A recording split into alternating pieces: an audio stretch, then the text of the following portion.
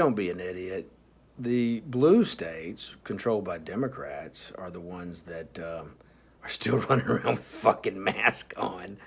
You know, controlling. They crashed their own economy. I mean, talk moronic. So Louisiana, they're pretty fucking dumb.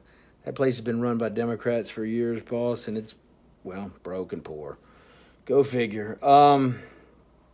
I don't know what to tell you, bro, but Trump's going to win election. That's for sure. You know, the cop up there was rightfully accused and arrested and will be tried. But the riots and all that, I just can't deal with, bro. I've broke the law, went to prison, got out, rebuilt my life, got a full pardon. I have a heavy respect for the law, and I teach that to Christian. With regards to cops, they are brutal. They can be. I've instructed Christian never to speak to police. I've been beat by 3 cops in my life, 2 of which were black cops.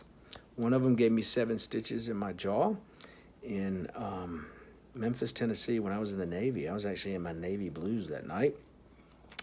And the other was a black jailer in Jackson, Mississippi, who kicked the living shit out of me when I was in the fetal position. And all I did was rattle the cage, wanting to call my attorney. The other one, when I met Christy, the first night I met Christy, we were out, and there's a guy named Dean Scott who is a police officer now of Pearl, Mississippi. He actually used a very similar move on a kid's neck, a white kid's neck, at Millsaps College. The kid was tripping on acid, got drunk at a frat party, went streaking on campus.